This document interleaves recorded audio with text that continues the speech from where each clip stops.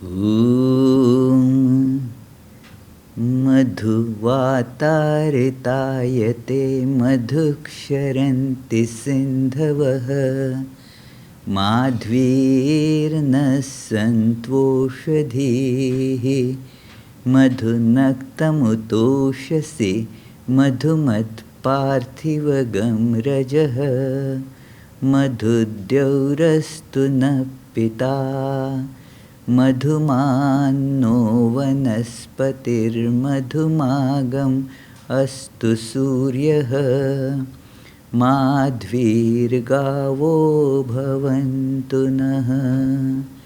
Om Shanti Shanti Shanti.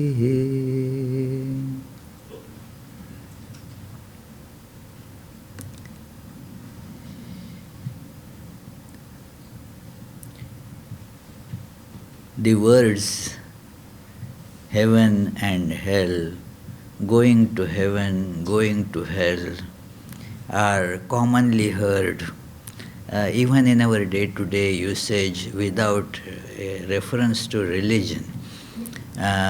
We speak of heaven and hell,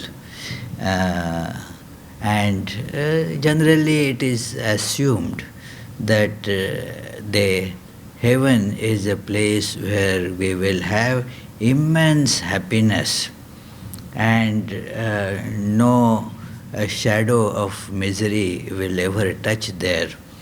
And hell is the place that we will be cast into, where we will have to undergo a lot of suffering.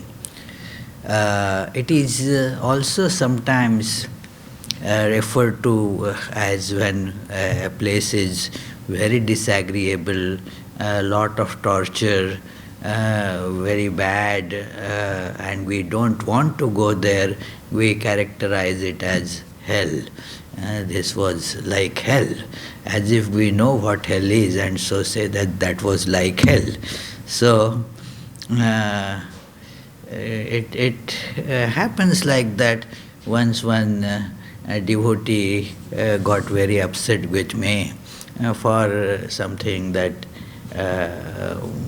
she wanted to be done here and I refused, and then she got very upset and said while leaving that go to hell.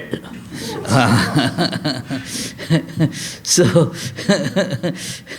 then it is just expression of anger. I mean, not that it is she knew where exactly the place is, gave me the address and so forth. Yeah, it is that here you will be going. But we speak of these words as it were that, well, we know what they are. They have become parts of our common language. And so many times it is also said that it is a bad word, so we should not say hell, so we replace it with heck.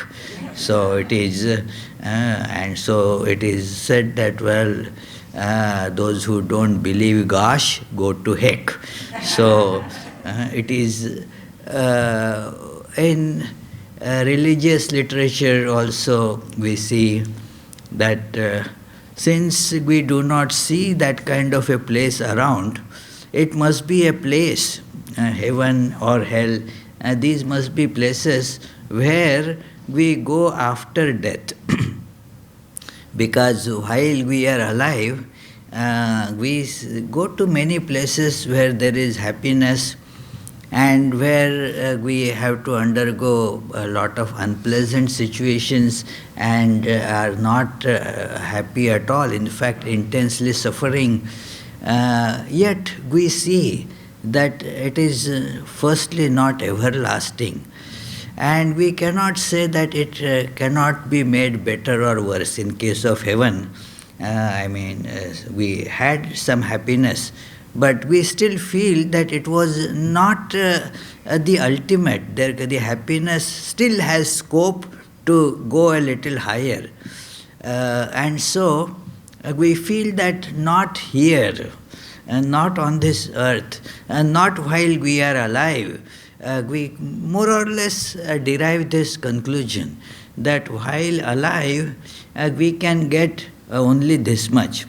Being in this body, it will always have some imperfections, and therefore the happiness that we can derive through this body and on this earth will be limited. But the hopes do not leave us quickly. But after I die, the thought of afterlife, howsoever we may try to reject it, it is difficult to eradicate from our minds.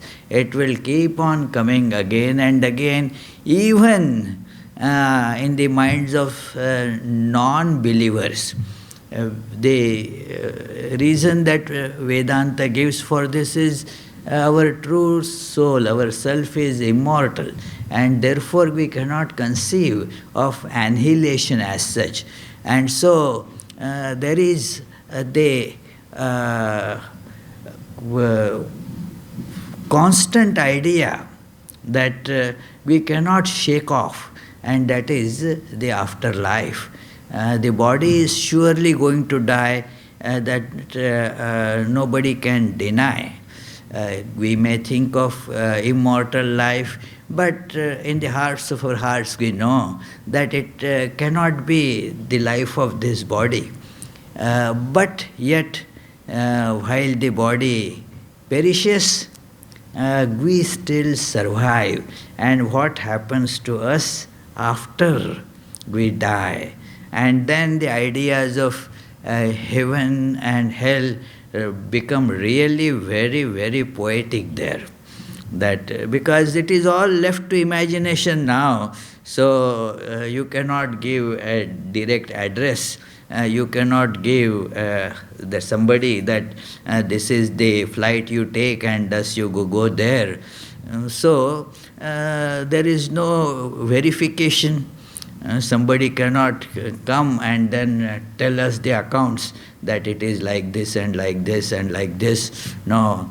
Yes, for example, somebody can go to the Amazon Valley forest and then come and report to us that it was like this, like this. Those who had gone to, say, South Poles and North Poles, they described their voyages. So, in that sense, nobody can describe that how heaven was like, because it is only a one-way passage, The person never comes back at our level to describe that how it was. So, we do not have a direct idea. So, when we do not have a verifiable, concrete idea, the imagination gets immense scope, how the heaven and hell they would be. But these imaginations, they indicate certain things, that our heavens, they depend on what our ideas of a happy, fulfilling life, where there will be no lack of anything, and everything will be just pure joy. So, depending on our understanding of what we lack, and therefore what should be a happy life be, our heavens, idea of heaven keeps on changing. Swami Vivekananda has pointed out in Jnana Yoga that look, that in the Arabian Nights you read the descriptions of the heavens where a lot of rivers are constantly flowing, a lot of waters, lakes and all that. Because it is land where the main problem is where to get water. It is water scarcity is a constant problem. So naturally their heaven will be such that this problem will be absent there. There will be plenty of water. So their heaven is having plenty of water around. So he said, well, that kind of heaven I can't imagine, because where I grew up, there is lot of water and constant floods, and those floods mean lot of destruction of property and life, and terrible sufferings because of the flood. So he said, well, my heaven will not have so many nicely flowing rivers and water and all that. It will be more or less a dry heaven. So it is depending on how we feel the suffering, our ideas of heaven, I mean the poetic ideas, they change accordingly. And we see that although in this world we do not have a chance to get there, because here things come to an end, happiness comes to an end. Even those things that we feel are going to make us so happy, like a little child and many childlike people, let us say, their happiness is in candies and such things. So they feel that a lot of candies to eat, and then that is the pinnacle of happiness. So their heaven will be a land made of chocolates. That is, there will be no dearth of candies. That is the idea of heaven. So, but they examine, even children, they look upon their experience here. Here, they see that when they eat candies, a time comes, even if they are given 100, they look at it and feel that, I will be able to eat all the 100. How many do you want? All, as many as they can grab. But after eating 2, 3, 4 max, they feel enough. Their attention is not now caught by candies anymore.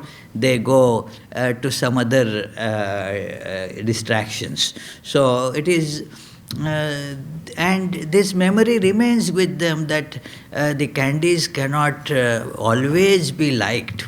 So, but in the heaven, the candies are such that they will never, you will be always able to eat as much as you want without getting bored of them. There is no end to it. That is another aspect of heaven that we see even in poetic imaginations as well as the religious literature, that the things do not come to an end, especially the happiness that we get in heaven, that never comes to an end. Here on earth, whatever little happiness we get, it comes to an end very quickly.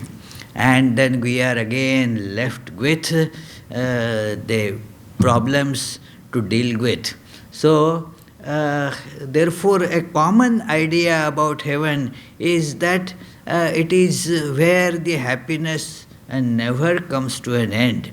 It is constant happiness.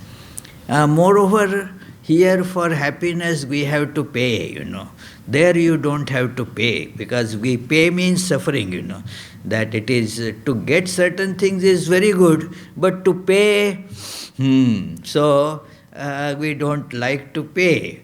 So it is in heaven, therefore, you get everything without making any payments. So that is why there is no problem.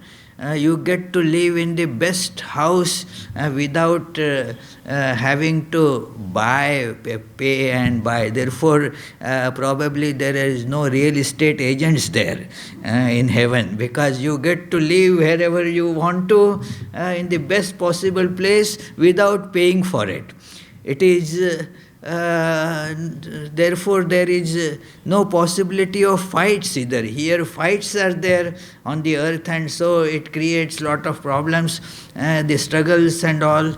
So therefore there is no fight, no courts, no lawyers. The heaven will be a place where there will be, therefore you cannot imagine, They tell the story that once the people in the hell grabbed land from the people from heaven. And then people from heaven said, no, you can't do this, and we will sue you if you do this. And people in hell laughed. You can't do it. Why? Where are lawyers there with you? So it is, in heaven they don't have much work to do. So no practice, because no quarrels, no feuds. So it is, therefore you don't have the law offices in heaven. It is a place where there is pure joy, no struggles, no quarrels. And that also gives the idea that therefore everything will be so good, all people will be so good. Isn't it kind of insipid? It is. There is nothing interesting there. It is unless there is some quarrels. What are the newspapers going to do? And I cannot say without seeing the news on TV or without reading newspaper, there is no happiness. And in heaven, since there is nothing like this, there will be no newspapers either. Nothing is special happening there, all good, nice, nothing to print in the newspaper. So therefore, many say, it is, I will prefer to go to hell. And they say, because I will find all my friends there, In heaven, I will not find my friends. So therefore, if I go to hell, it is very likely that I will find all my friends there. So that is how our ideas of heaven and hell in common parlor are. In scriptures and different religions, after all religions, they are for the practice of human beings. So they also have these words and these ideas, but there is a religious or spiritual flavor associated with them. The highest ideal that the religions have is the God. The God is the highest ideal. What a human being should strive for, that gets symbolized in this word, God. There are many other ideas that come associated with it, but this is the common factor, that the highest, nothing can be higher than that. That is called the God, the divine, whatever similar word one may use, that there cannot be anything higher than that. By very definition, that we put everything that we consider the best, the highest, the noblest in a basket. All the ideas of the highest ideal in life, they are all put in a basket, and then that basket is called God. And so by very definition it has to be the best and the highest. And so in scriptures also you see this, that they, for example, in Bible Genesis we read that God created the first the heaven and the earth. Heaven is the place of light that illumines the earth below and so forth. Heaven is kept above. Heaven is above, earth is below. Detailed descriptions are there, and many theologians, they have, of course, very nice different descriptions about it. But one idea that stands out is the luminosity, that it is a luminous place, lighted place. So, and its light, the light in the heaven illumines earth. Means earth doesn't have its own light as such. It comes from the heaven. There are other ideas also about heaven where they, since it is a place of happiness, the righteous go there after they die. Those who have followed the spiritual life, religious life, they go there to be with God, God's place.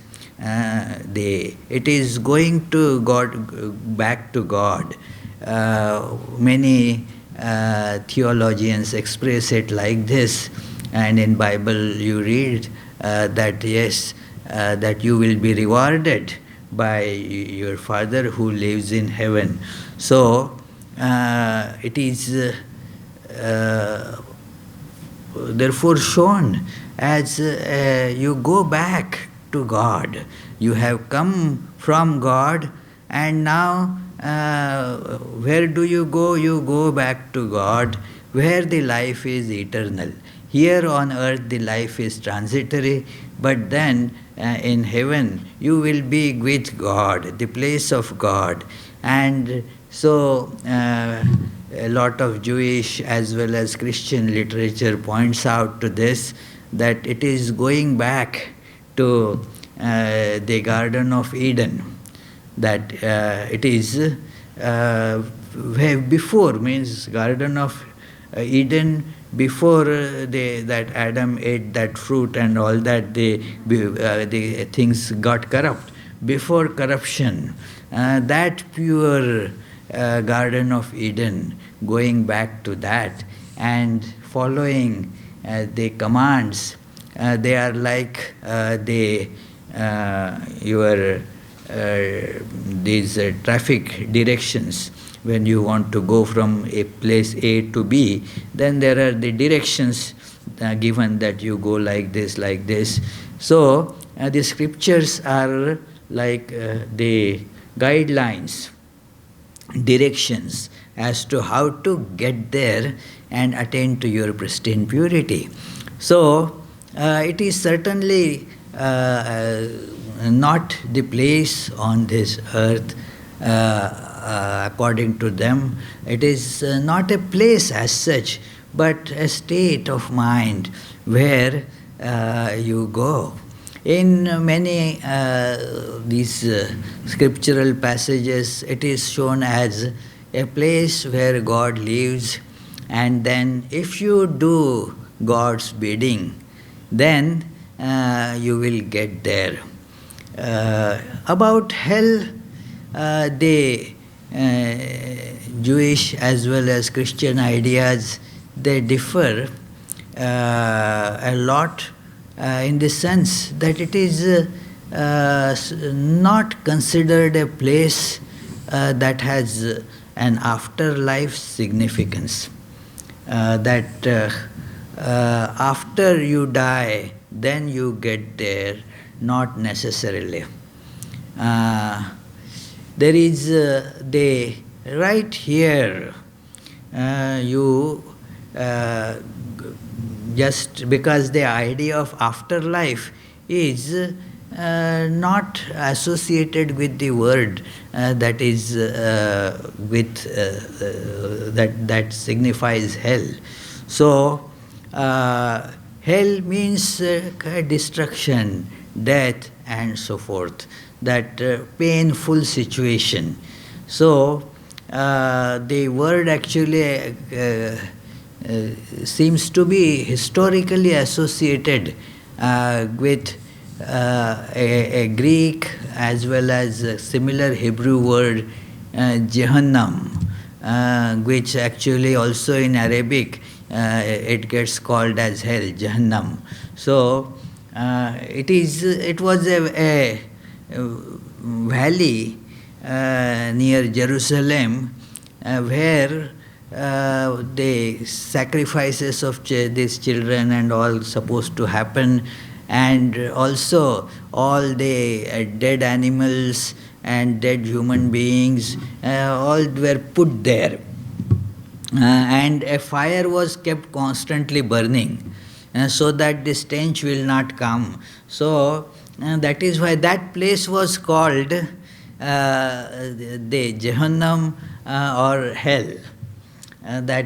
So when you die, then you get put there, or if you put there, that means you are dead.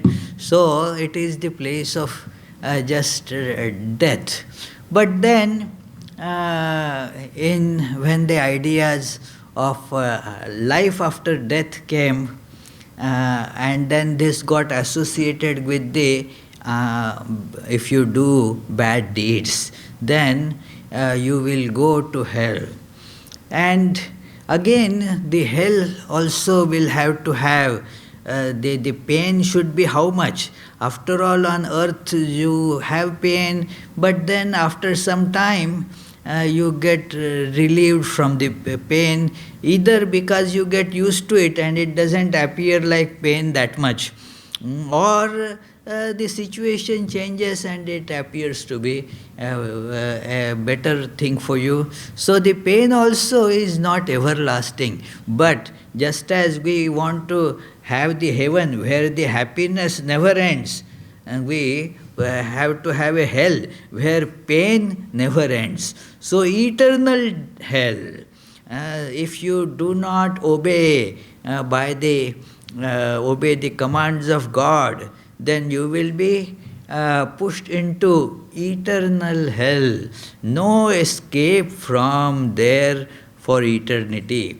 What it means is another, it is a question that, but it is said that if you do not accept these teachings, then the hell, eternal hell, is reserved for you.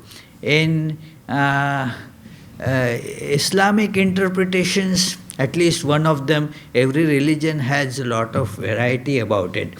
Not that all theologians of that faith agree on everything.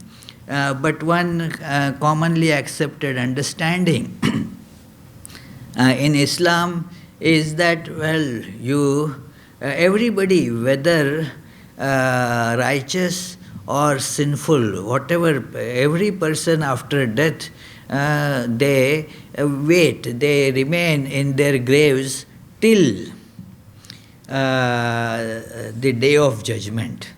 And there is a day of judgment. When the day of judgment comes, then those who are righteous, they are sent to the place of eternal happiness, the heaven, that Jannat, or paradise, Pardesh, where there will be no dearth of happiness. And those who are sinful and unrighteous, they are sent to hell. But again, there is a division amongst them. Those who are sinful but believers, for them it will not be eternal.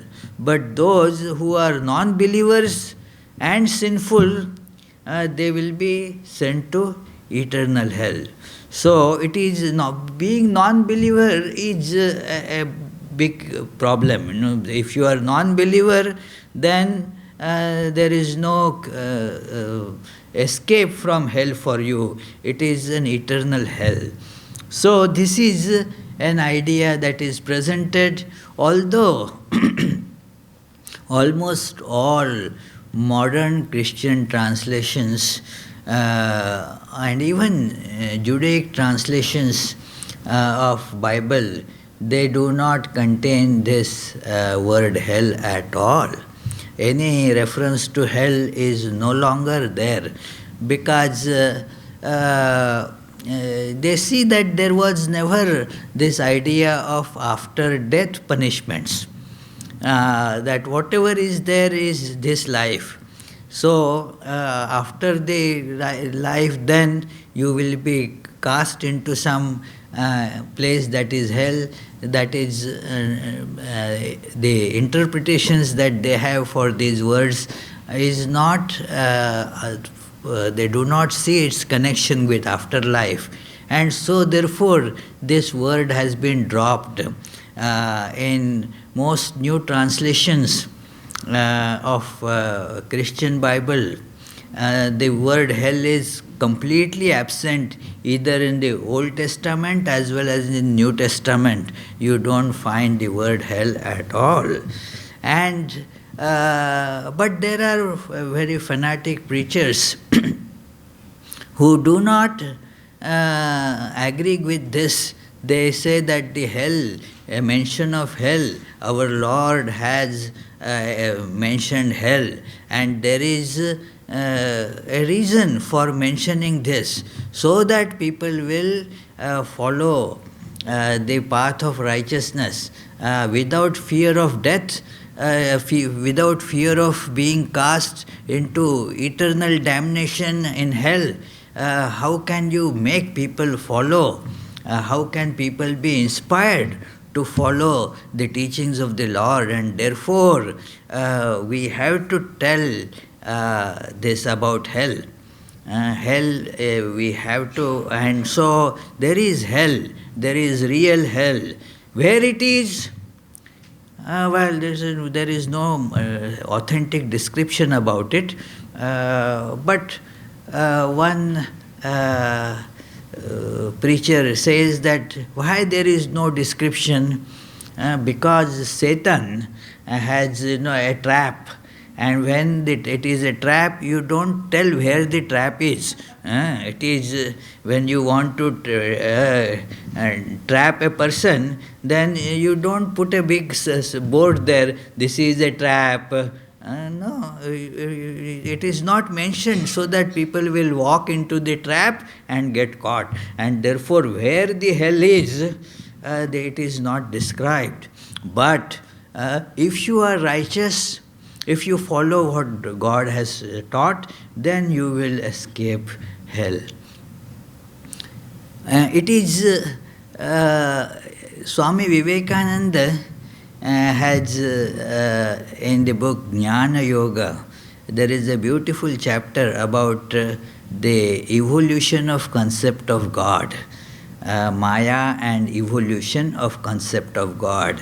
A beautiful chapter about how the ideas evolve and how therefore accordingly our heavens and hells also evolve. One idea in heaven, about heaven, that is told, it is about Norwegian idea of heaven, which expresses this repetitiveness, that we are constantly doing the same thing but very happily. And the idea is that people, they come together, and then they are chasing a wild boar, a boar to be, and they work hard, keep on chasing it. Ultimately, they are successful in killing the boar. And then it is brought in front of their goddess Odin, and then it is all cooked, people dance and drink, and then that boar is eaten. And then as soon as that is done, they start fighting amongst each other, and they all kill each other. Everybody is dead, gone. And then, but surprisingly, after a little while, all their wounds, they are all healed next day, and again the same thing starts. They again chase the same wild boar, that also becomes alive, and the same cycle again and again and again, never ending. That is their heaven. So it is our ideas, they get evolved, and we see this in the Vedantic literature, that how the idea of heaven, very similar, like any other human mind, you get it, that yes, a place where there will be eternally, we will be happy. There will be no death.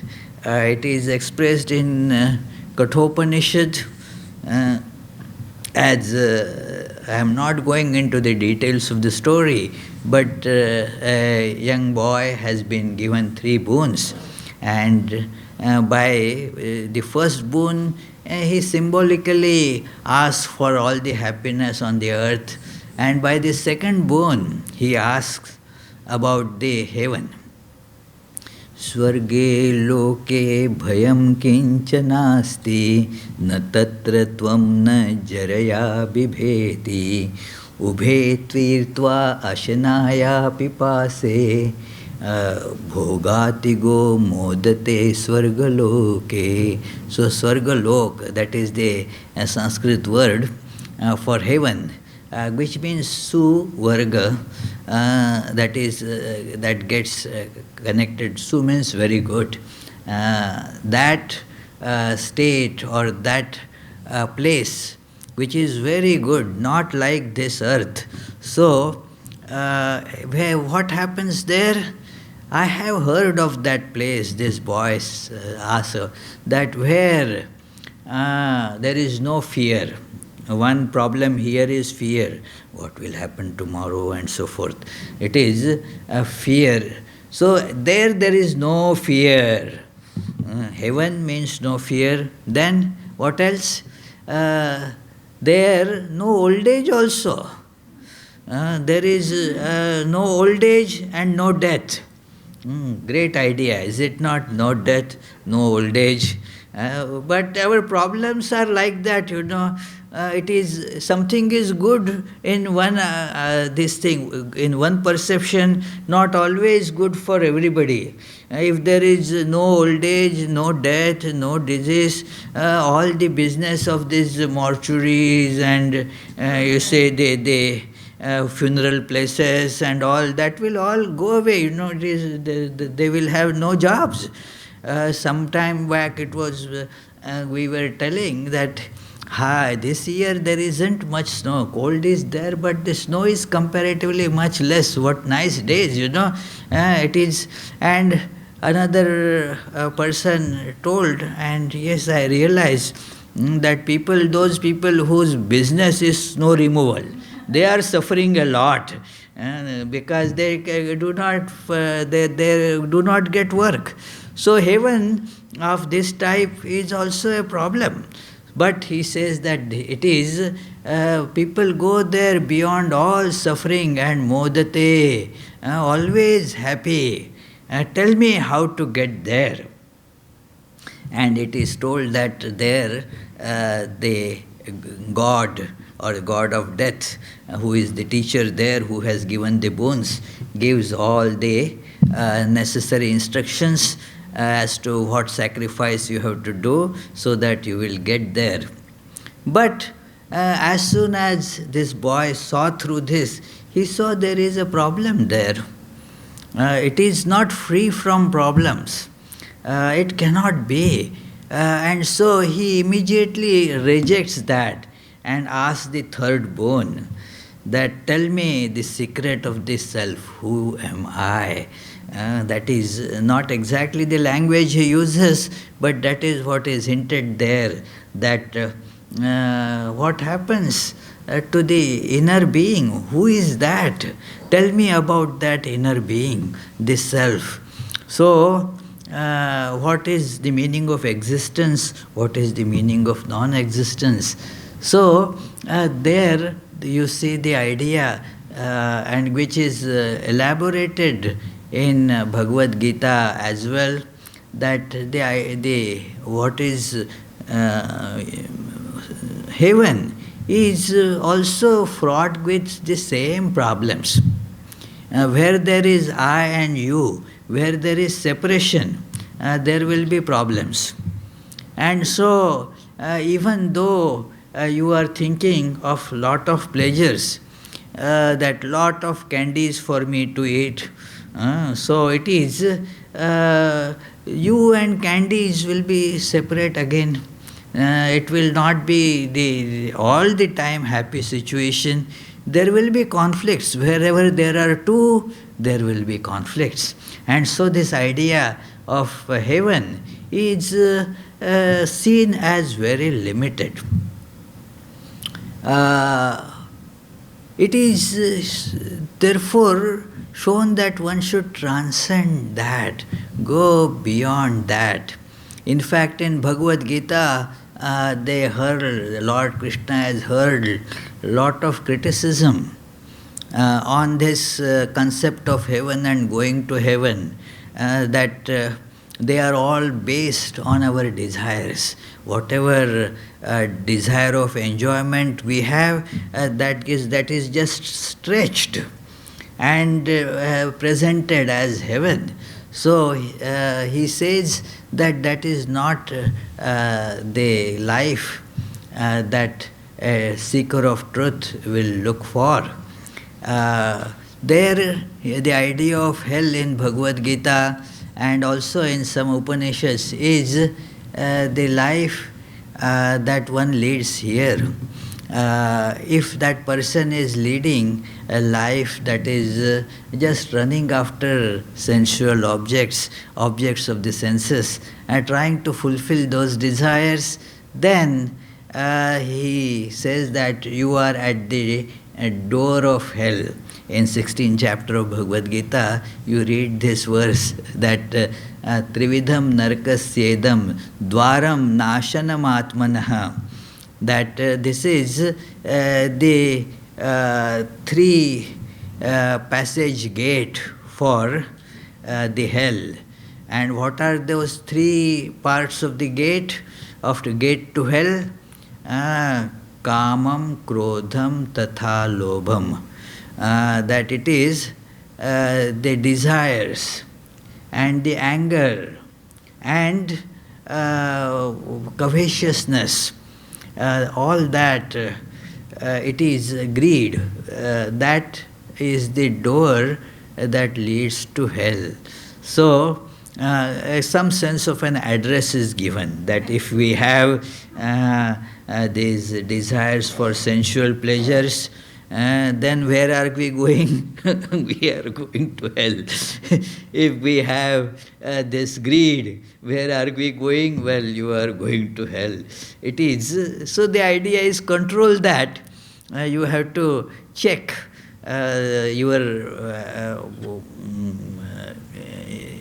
journey in that direction, so that you will not end up at the gate of the hell. So, and it is in the same chapter, it is told that people who are confused about the values and have therefore very demonic, cruel thoughts and thoughts of being, superior to everyone in the world and so forth, they ultimately go into the hell. If not in this life, in the next life. It is that idea you see in Bhagavad Gita. In Ishavasya Upanishad, it is told in a spiritual manner that unless one gives a spiritual direction to the life, what happens? Asurya namate loka andhena tamasavrita. That it is the abode of demons, that you go because you did not make good use of the human life that was granted to you.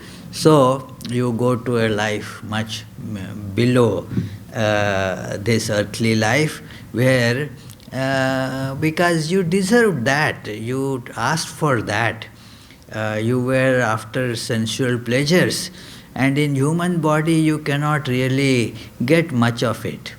Like eating or sex and such things are very secondary for a human being. For human beings, they cannot get a continuous and intense joy in those things. So, therefore, you go to animal life where you can eat a lot without getting a stomach bug. Here you eat something and then, okay, I have a problem, I don't digest that and so forth. So here those pleasures are very limited. But in animals, forget the pets. I mean, they have their, they also have become like human beings. So need have all the problems. So, but in the otherwise, the animals generally don't fall sick. They can eat as much as they want, and so forth. So, if your pleasures and desires are limited to that, where you will end up in getting those bodies where you will have opportunity to fulfill them. So it is not mention of hell as such, but the lower species is mentioned as hell. So it is the heaven and hell are described like that, that the heaven is not really the place of ultimate glory or ultimate realization, because there is duality in that. There is the I and you, and therefore there will not be the cessation of fear completely. So you have to transcend that idea and realize that oneness, where you and God. There it matches very well with the Christian idea of heaven, what Indians call or the Hindus call as moksha or liberation. It is that idea very much matches with the idea of living with God. That it is heaven is not a place of enjoyment per se, but being with God. And since God is bliss, you will have unending enjoyment. That unending part is very interesting, which shows that there is no time there.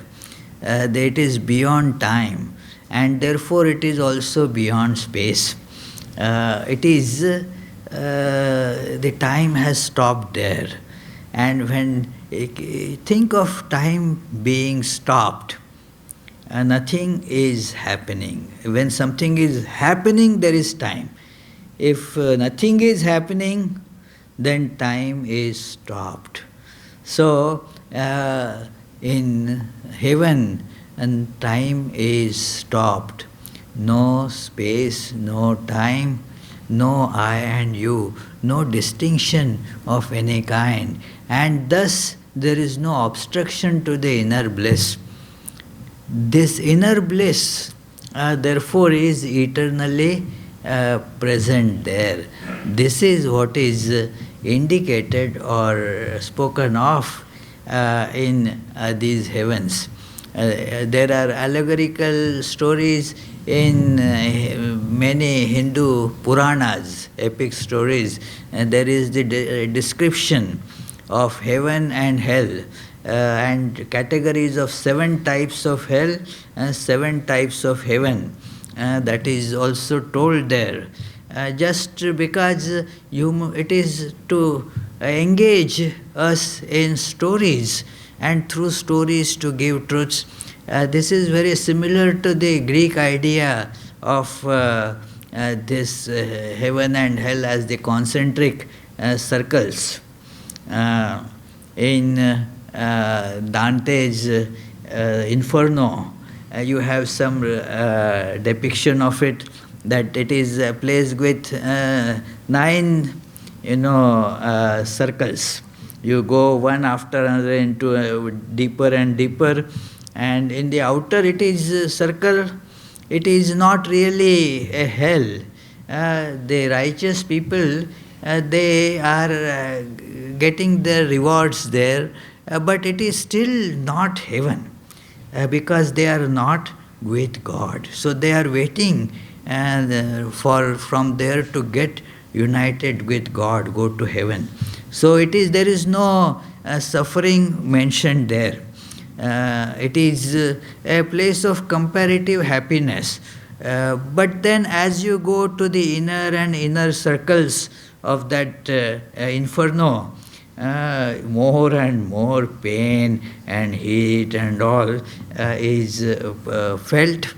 And then the last one, of course, is shown figuratively, that it is where those who have done lot of sinful things and such things, no hope of, and they are not repenting for it either, they will be going to that place. So it is a poetic description, but matches the popular imagination. In Indian epics also you have these poetic descriptions of different hells and different types of heavens, just to show that there is a variety there too. In Greek, these descriptions, and that is many later Judaic writers also have taken it up. Those theologians therefore mention of the 7 types of heaven.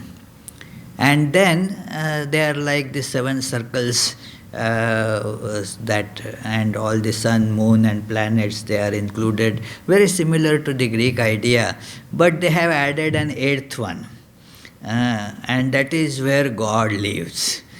So you have to, the very sublime idea is there, that you have to transcend all this relativity, and then you get to the Garden of Eden, or the 8th level where you live with God. So where are these heaven and hell? They are really with us right here. It is, we manufacture them, it is that we manufacture hell for whatever place that is we feel most painful.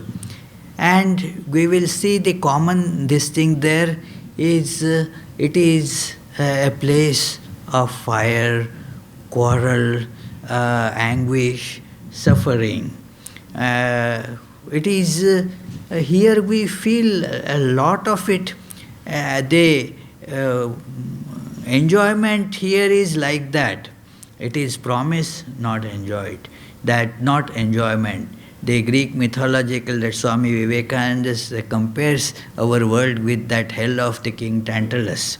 That it is, that Tantalus was, did many wrong things, so put into the hell. And what was that hell? He had tremendous hunger and thirst, and was dipped in the water. So the water, up to the neck he was in water. Above him were hanging all nice edible fruits and all that. So being very thirsty, if he would try to drink water, the water would just come up to his lips and then starts going down. Isn't it the condition that we fall in? Our desires, I want this, and then it comes up to the lips and goes down. Similarly, the fruits that he wants to eat, they will also come close to the lips and then again will be taken away. So this is therefore the description of our situation, our condition here, that it is hell, that we are just pumped in a lot of desires, unending desires, and therefore unending hell. Really, if the desires are unending, the hell will be unending. Therefore, the way to get out of it is to get out of these desires. Know that the happiness is with you, not in a particular thing as such. And that if you go for that, then, well, the life is hell. How much ever money you may get, everything that we will try to get happiness will become the cause of our suffering. That will become our gateway to hell. So, when we learn to control our desires, our propensities, then Here itself the march to heaven begins. Mm. Here itself, without going anywhere, without dying. In this life itself. That is a very important statement that you read in Upanishads. That here itself, in Ihaiva, in Bhagavad Gita or in other Upanishads, this thing is mentioned. That here itself, if you conquer your senses, then you have immense happiness. It is that immensity of happiness comes with conquest of the senses, and that leads to the that awareness of oneness of the whole existence, and that is it is here that you have the eternal life. There is no death because you are not anything separate, so there is no possibility of death. There is no possibility of suffering either. There is no possibility of fear. So that heaven is right here. Where it is? Here. When we learn to control our desires, we are moving in that direction.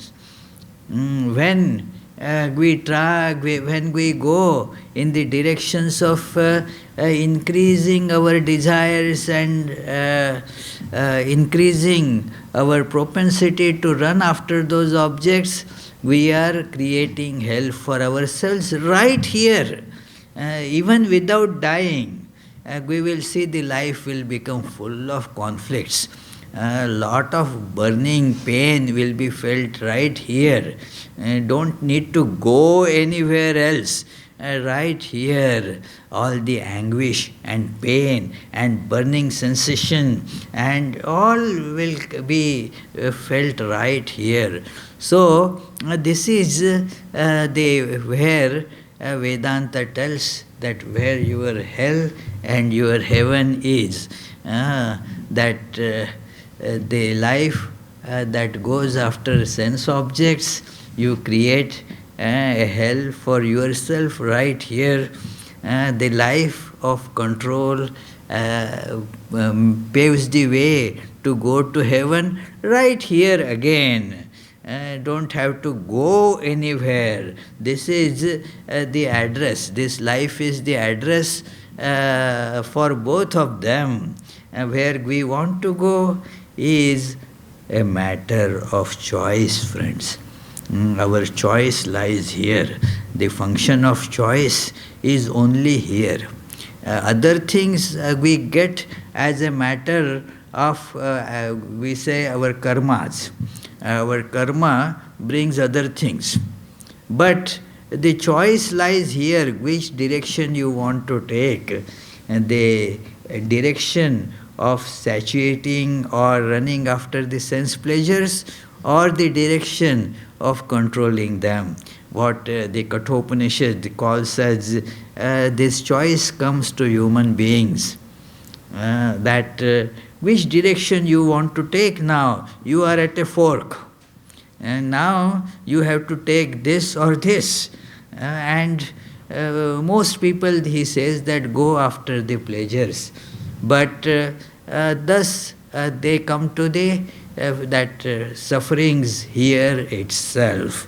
And there are a few who choose to go on the path of this discrimination. Discrimination in the sense, discernment, what is right and what is not right. And then control themselves and thus get to the heaven right here. So both paths are shown very beautifully right here for us. Thank you, friends.